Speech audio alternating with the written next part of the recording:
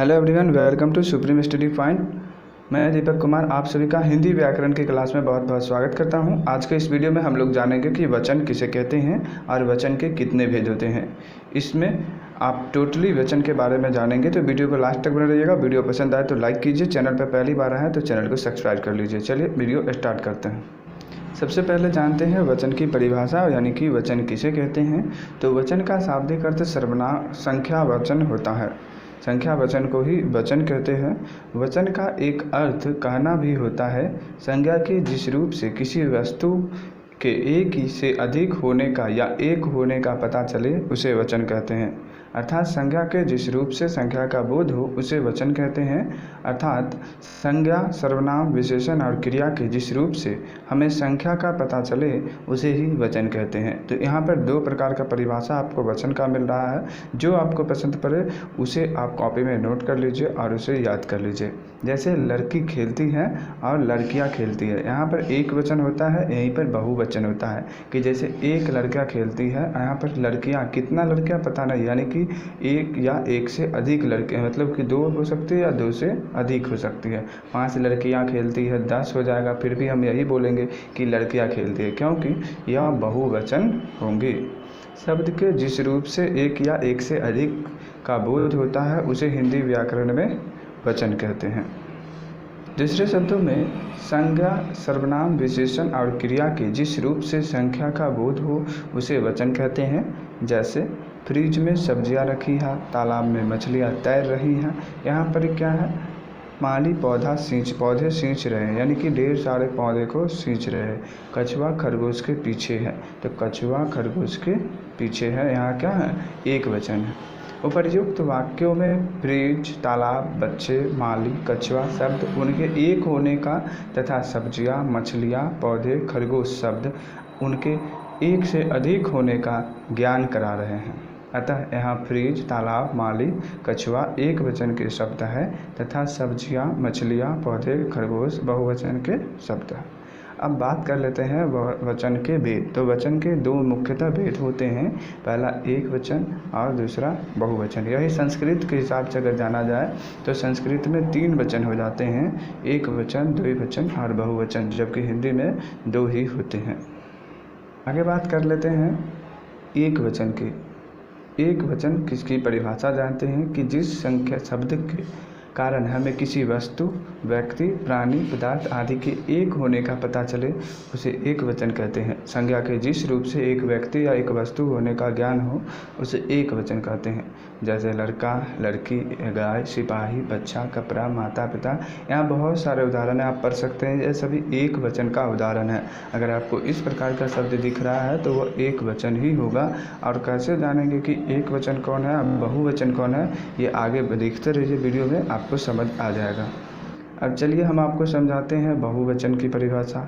जिस विकारी शब्द या संज्ञा के कारण हमें किसी व्यक्ति, वस्तु, प्राणी, पदार्थ आदि के एक से अधिक या अनेक होने का पता चलता है उसे बहुवचन कहते हैं।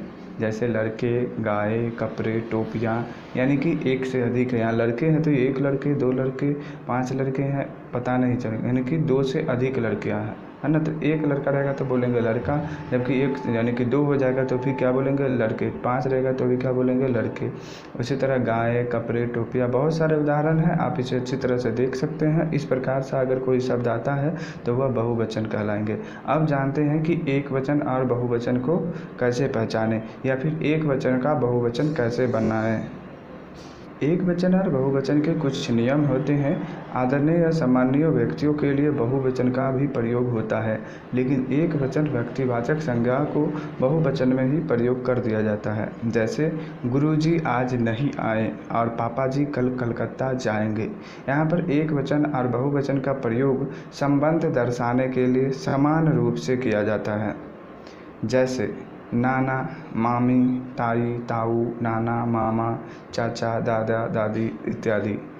कभी कभी अच्छा व्यवहार करने के लिए तुम की जगह पर आप का प्रयोग किया जाता है, जबकि आप जो है यह बहुवचन है और तुम जो है वह एक वचन है।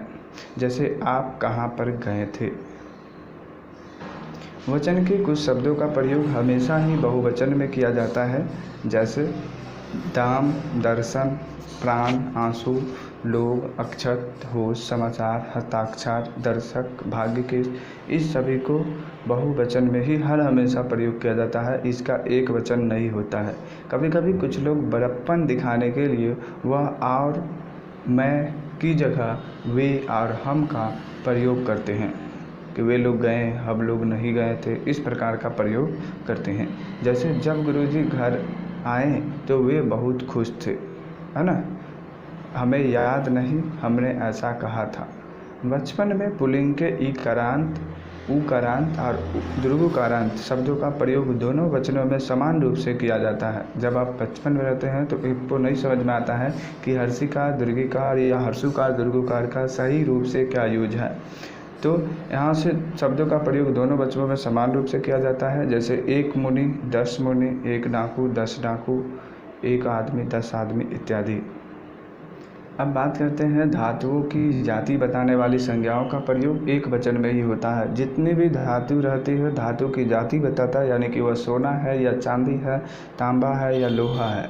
इन सभी जो उनकी जाति बता रहा है धातु का, वह सभी जो भी होगा वह सभी एक वचन में ही होता है।